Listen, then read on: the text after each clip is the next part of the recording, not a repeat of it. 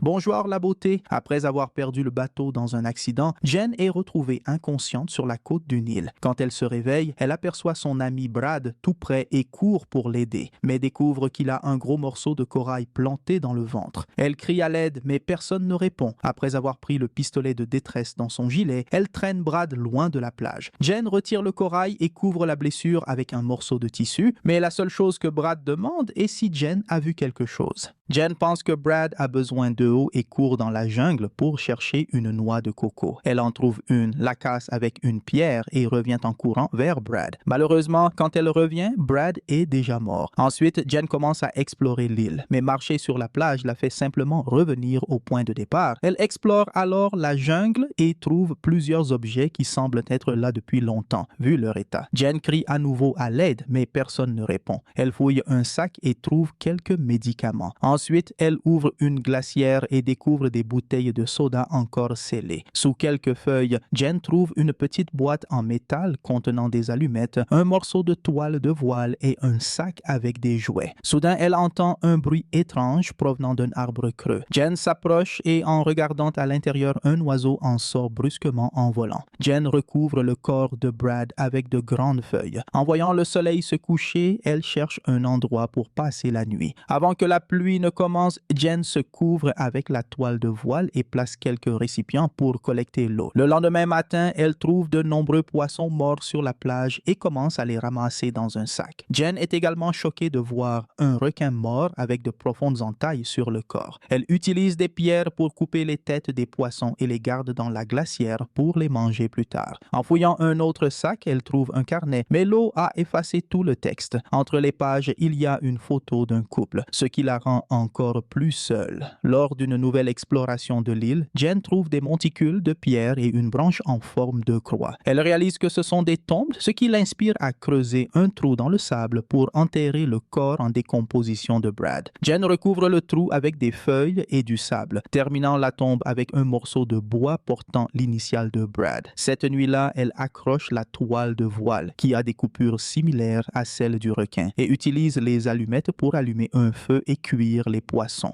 Le matin, Jen est horrifiée de découvrir que le corps de Brad a disparu et que la tombe est pleine de sang. Réalisant qu'un danger rôde, elle improvise une lance avec une pierre attachée à une branche. Jen amène aussi un tronc pour s'appuyer tout en passant la nuit assise observant la jungle. Finalement, elle s'endort, mais est réveillée en pleine nuit par un bruit étrange. Malgré cela, elle ne voit rien parmi les arbres et suppose que c'était seulement le crépitement du feu. Le jour suivant, Jen remarque des objets flottant au loin et entre dans l'eau pour les récupérer. Avant de retourner sur la plage, elle plonge pour voir s'il y a autre chose et est choquée de découvrir un trou mystérieux au fond de l'océan. Terrifiée, elle n'ose pas s'approcher davantage et revient sur la plage avec les nouveaux objets. Dans une valise, Jen trouve plusieurs vêtements et les échange contre quelque chose de plus chaud. Cette nuit-là, elle revisite la petite boîte et découvre des photos des anciens propriétaires décédés. Soudain, Jen entend le bruit d'un avion qui passe et court sur la plage pour tirer le signal de détresse. À la première tentative, il échoue, mais à la deuxième, il fonctionne. Le signal brille au loin et Jen attend avec impatience une réponse. Cependant, alors que le signal disparaît à l'horizon, il révèle la silhouette d'un monstre grand et étrange. Jen, terrifiée, court chercher sa lance et se cache dans la jungle. Rapidement, le monstre pose pied sur l'île et commence à chercher parmi les buissons, mais il ne voit pas Jen et repart sans l'attaquer. Le lendemain matin, Jen découvre que le monstre a saccagé tout son campement. En regardant les vieilles photos, elle remarque les yeux du monstre en arrière-plan des images. Désespérée de s'échapper, Jen place les gilets de sauvetage d'elle et de Brad dans la valise et la pousse jusqu'à l'eau. Elle essaie de l'utiliser comme un radeau. Cependant, la valise n'est pas assez stable pour supporter son poids et Jen la rejette sur le sable, frustrée. Avant le coucher du soleil, Jen se cache dans l'arbre creux pour dormir en sécurité. Au milieu de la nuit, elle est réveillée par les bruits du monstre arrivant sur l'île. Le monstre attrape le tronc, le fait rouler et le frappe. Alors Jen se concentre pour ne pas faire de bruit et protéger sa tête. Après de nombreux grognements et secousses, le monstre finit par se fatiguer et s'en va. Les jours passent et Jen survit en pêchant le jour et en se cachant dans un trou la nuit. Après s'être entraînée, elle parvient enfin à tuer un petit requin avec sa lance. Jen l'accroche à un arbre avant de dormir dans le trou, mais elle entend toujours le bruit du monstre emportant le le requin. Quelques jours plus tard, les vagues ramènent un autre corps sur la plage. En l'examinant, Jen découvre que le visage est gravement blessé par le monstre et que le corps n'a plus de jambes. Elle l'accroche à l'arbre et se cache. Cette fois, Jen reste éveillée pour observer l'arrivée du monstre. Il renverse rapidement le corps et commence à se nourrir. À ce moment-là, Jen entend un avion passer et retient son souffle. Mais elle ne peut pas sortir car le monstre marche près de sa cachette. Ne la trouvant pas, il retourne à l'océan, mais l'avion est déjà parti. Le lendemain, Jen utilise la toile de voile, des ceintures et une corde pour fabriquer un hamac qu'elle suspend en hauteur dans les arbres. Maintenant, elle peut surveiller la zone de haut et rester loin du monstre. Cette nuit-là, Jen est à l'aise dans son hamac lorsqu'elle aperçoit le monstre marchant entre les buissons. Soudain, il commence à tirer sur les cordes pour faire tomber le hamac, poussant Jen à crier et à se débattre jusqu'à tomber. Elle se met immédiatement à courir pendant que le monstre la poursuit, sautant dans et hors de l'eau pour se déplacer plus vite. Finalement, le monstre tombe devant elle et Jen, terrifiée, le poignarde avec sa lance. Cependant, la créature la projette sur le sable et la frappe de nouveau, l'envoyant dans l'eau. Avant que le monstre ne puisse la tuer, un coup de tonnerre soudain l'effraie et le fait fuir. Jen décide de grimper à un arbre pour dormir, même si la position est très inconfortable. Le matin, elle examine sa jambe et découvre une vilaine blessure. En nettoyant la plaie et en changeant de vêtements, Jen aperçoit un radeau flottant au loin et plonge immédiatement dans l'eau pour l'atteindre. À bord du radeau se trouvent son petit ami Lucas et Mia, la petite amie de Brad. Jen les aide à rejoindre la plage où le couple s'enlace chaleureusement. Jen partage ses poissons et ses sodas en essayant d'expliquer à ses amis l'existence du monstre, insistant sur le fait qu'ils doivent utiliser le radeau pour partir. Elle leur montre même la photo et raconte la mort de Brad, mais Lucas et Mia ne la croient pas. Ils pensent que Jen imagine des choses et refusent de retourner sur le radeau, affirmant que l'isolement les a presque rendus fous. Ensuite, Jen annonce qu'elle va chercher plus de nourriture et emprunte le couteau suisse de Lucas. En l'ouvrant pour nettoyer les poissons, elle remarque du sang sur la lame et devient méfiante.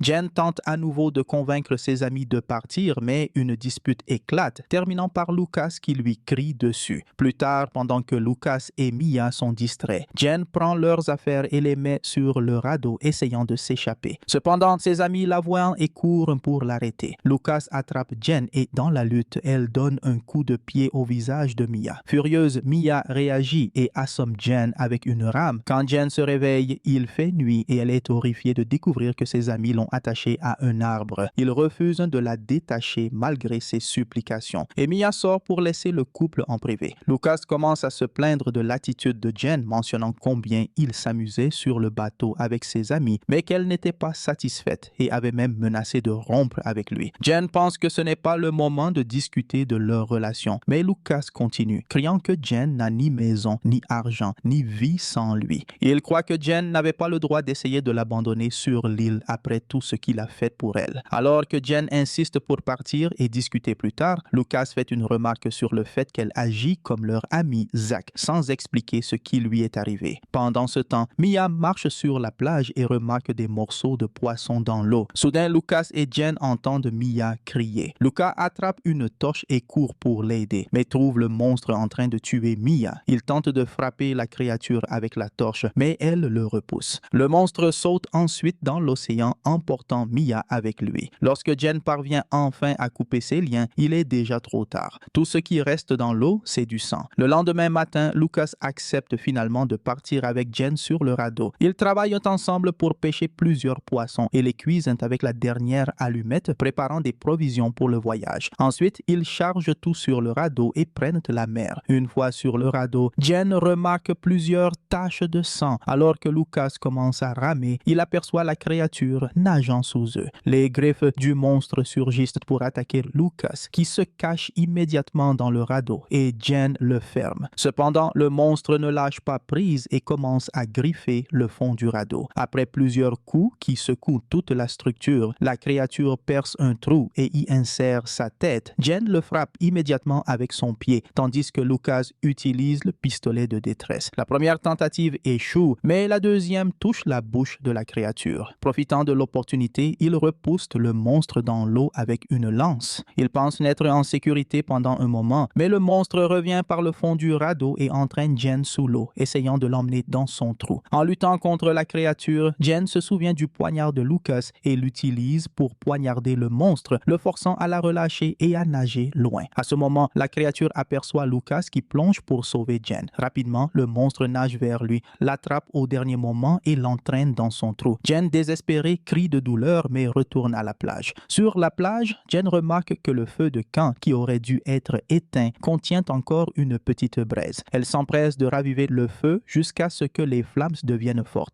Ensuite, elle prend le carnet et écrit une lettre expliquant ce qui se passe au cas où elle mourrait et quelqu'un la trouverait. Jen élabore un plan consistant à fabriquer plusieurs lances, rassembler du bois et des feuilles et creuser des trous dans le sable. Pendant son travail, elle tombe sur un squelette et décide d'utiliser les os dans son plan. À la tombée de la nuit, le monstre sort de l'eau et commence à errer dans la jungle, attiré par l'odeur du poisson. Dès que la créature atteint l'appât, Jen allume plusieurs feux autour de lui. Ensuite, elle surprend le monstre avec sa lance, le touchant une fois avant de se cacher derrière un arbre. Le monstre la cherche et Jen attend qu'il tourne le dos pour le poignarder avec un os. Cependant, le monstre la renverse rapidement. Jen ne renonce pas et le poignarde à nouveau, mais cette fois, la créature la frappe violemment. Le coup est si puissant que Jen est projetée au loin. Voyant que le monstre saigne et souffre, elle décide de continuer à se battre. Jen le poignarde à plusieurs reprises avec tous les morceaux d'os qu'elle trouve, même si elle est frappée à plusieurs reprises dans le processus. La créature pousse Jen dans le sable, mais elle la poignarde au bras pour se libérer. Ensuite, le monstre attrape ses jambes et la tire vers lui, la tenant par le visage, prêt à la tuer. Jen attrape un dernier morceau d'os et poignarde la blessure précédente à plusieurs reprises, forçant le monstre à la lâcher. Il la frappe encore avec ses griffes, mais sa douleur est si intense qu'il peut à peine bouger. Jen saisit cette chance pour courir jusqu'à la plage et récupérer d'autres lances. Bientôt, le monstre la rattrape, mais après un rugissement puissant, il s'effondre dans le sable. Même s'il respire encore, Jen le poignarde avec une lance jusqu'à ce qu'elle soit certaine qu'il est mort. Ensuite, elle lui coupe la tête avec un morceau de sa carapace dure. Avec la tête comme preuve de ce qui s'est passé, Jen commence à marcher vers le radeau. Pendant qu'elle s'éloigne, la jungle brûle de haut. Se terminant ainsi, Sweetheart, un film de science-fiction et d'horreur de l'année 2019. Et je vous attends dans la prochaine vidéo.